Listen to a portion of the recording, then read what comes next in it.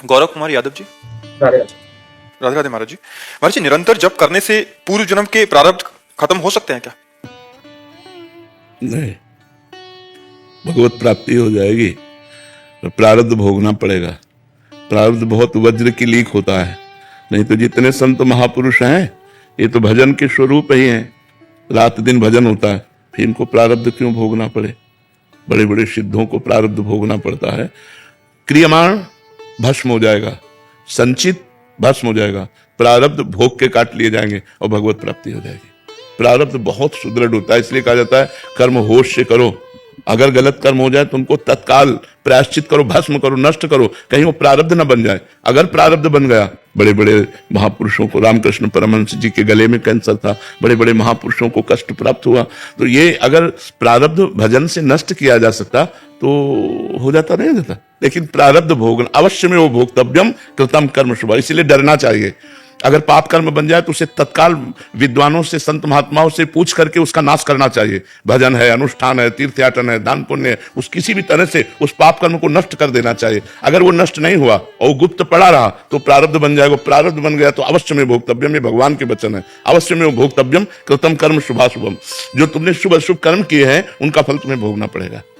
अगर प्रारब्ध मिटाया जाता तो श्रवण कुमार के वध का जो शाप मिला था दशरथ जी को कि जैसे मैं पुत्र वियोग में प्राण त्याग रहा हूं ऐसे तुम पुत्र वियोग में प्राण त्यागोगे, मिटा दिया जाता। क्योंकि भगवान स्वयं जिनके पुत्र बने हैं, लेकिन ऐसा नहीं हुआ। वो वैसे ही पुत्र वियोग में तड़प तड़प के राम राम कही राम कही, राम राम कही राम, ऐसे प्राणों का त्याग किया। यदि उनके पुत्र कोई संसारी होते तो दुर्गति हो जाती, पर पुत्र सच्चिदानंद भगवान राम तो क्या कहना, सदगति हो गई। राम राम कह करके भगवान का चिंतन करके प्राण त्याग रहे हैं। लेकिन कितना बलवान कर्म है कि अगर श्रवण कुमार का वध अनजाने में बन गया और उनके माता पिता ने कहा जैसे मैं तड़प कर पुत्र वियोग में प्राण त्याग रहा हूं ऐसे तुम भी त्यागोगे, तो ऐसे ही उनको त्यागना पड़ा। तो इसलिए हमें लगता है कि प्रारब्ध कर्म बहुत बलवान है और उसको भोगना ही पड़ता है। अगर भोगना ना पड़ता तो बड़े बड़े सिद्ध संतों के शरीरों में कोई पीड़ा ना होती। नाम जब से सहने की सामर्थ्य आती है, सहने की सामर्थ्य आती है। वो व्यथित नहीं होगा, वो व्याकुल नहीं होगा, वो परेशान नहीं होगा, हर कष्ट को वो सह सकता है भगवान के भजन से। इतना वो आनंद बना रहेगा, कष्ट में आनंद बना रहेगा। ये भगवान के भजन का प्रभाव होगा कि कष्ट में आनंद बना रहेगा। नहीं, कष्ट में कहीं आनंद होता है, पर कष्ट में आनंद बना रहेगा, ये भजन का प्रभाव होगा। वो कष्ट उसे आनंद प्रदान करेगा, उसके अंदर एक आनंद की उमंग होगी जिसमें दुख दुख नहीं लगेगा, दुख भी सुख का अनुभव कराएगा। और जब भजन नहीं होता तो सुख ही दुख का अनुभव कराने लगता है। सुख सामग्री सब है, शरीर स्वस्थ है, लेकिन मानसिक विक्षिप्त है, मानसिक परेशान है। इसलिए भजन करना ही चाहिए। भजन से प्रारब्ध भोगने की सामर्थ्य आती है। भास्कर जी, गुजरात से। राधे राधे। राधे राधे महाराज जी। महाराज जी, मन की शांति क्या है और वो कैसे मिल सकती है? वहीं हम बैठे हैं, बिल्कुल जहां पे प्रश्न किया है वही प्रसंग खुला है। 24 घंटे भगवान के भजन में रहिए तो आपके सारे मनोरथ पूर्ण हो जाएंगे और मन शांत हो जाएगा। मानो आपने प्रश्न जो किया वो पहले ही उत्तर लिखा हुआ है इसमें। कह रहे हैं 24 घंटे आप भगवान का नाम जप कीजिए, 24 घंटे का अभ्यास बनाइए, आपको जो चाहिए संसार से लेकर भगवान तक सब कुछ प्राप्त हो जाएगा।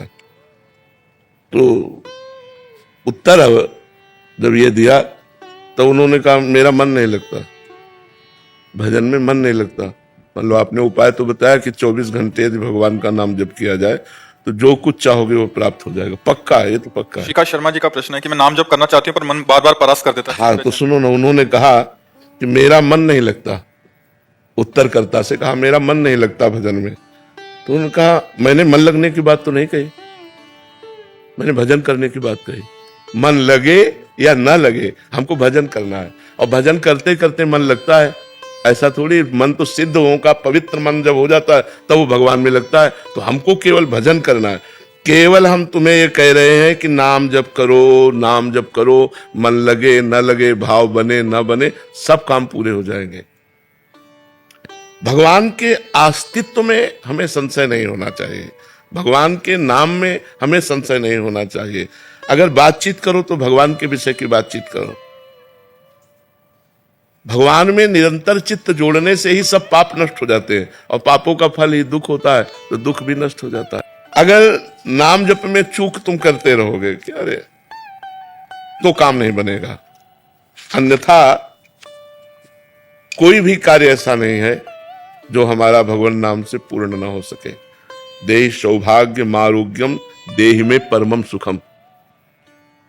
परम सौभाग्य और शरीर का स्वस्थ रहना और परम सुख, ये सब नाम देने की सामर्थ्य रखता है। अगर आप नाम जप कर तो कह दो आपका शरीर स्वस्थ रही है।